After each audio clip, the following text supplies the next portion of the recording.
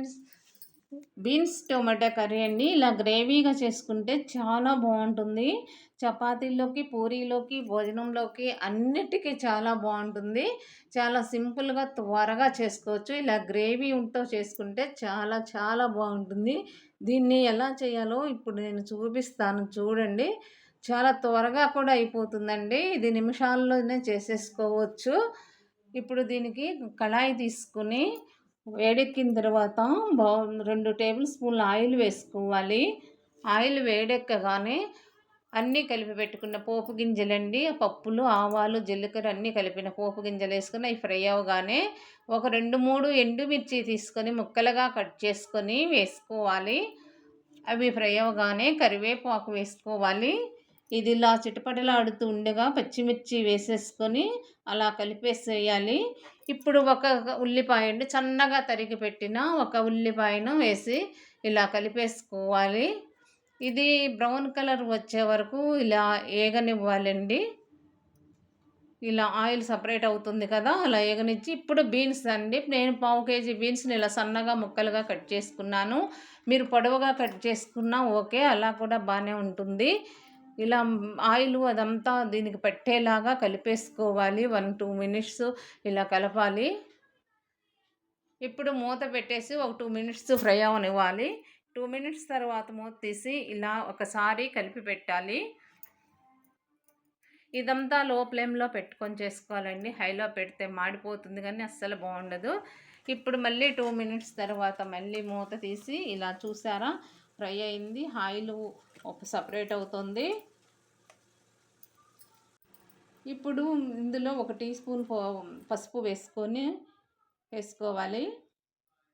1 tea spoon 1½ tea spoon కారం వేసుకున్నాను. మీరు మీకు తగ్గట్టు మీరు తినేంత కారం వేసుకోండి. 1 టీ స్పూన్ ధనియాల పొడి వేసాను.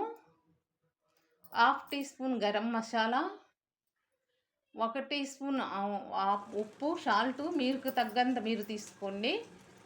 2 టేబుల్ స్పూన్లు శనగపిండి గ్రేవీ కోసం వేసుకోవాలి. 2 టేబుల్ స్పూన్ కొబ్బరి అండి, గ్రేవీ కోసం చాలా బాగుంటుంది. శనగపిండి ఇలా వేస్తే పొడి పొడిలాడుతూ తర్వాత గ్రేవీగా వస్తుంది, చాలా బాగుంటుందన్నమాట.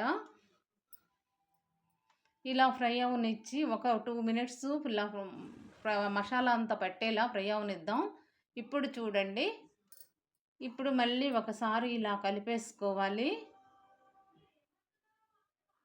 ఇప్పుడు అల్లం వెల్లుల్లి పేస్ట్ వేసాను. ఇప్పుడు అల్లం వెల్లుల్లి పేస్ట్ వేసి బాగా కలిపేసి ఒక 2-3 మినిట్స్ ముక్కలకు పెట్టేలా మూత పెట్టేసుకోవాలి.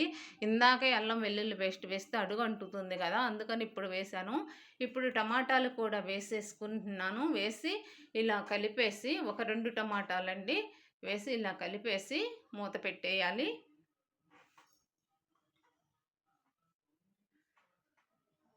ఇప్పుడు 2 మినిట్స్లో ఈ టమాటాలు చూడండి ఎలా మగ్గిపోయాయో.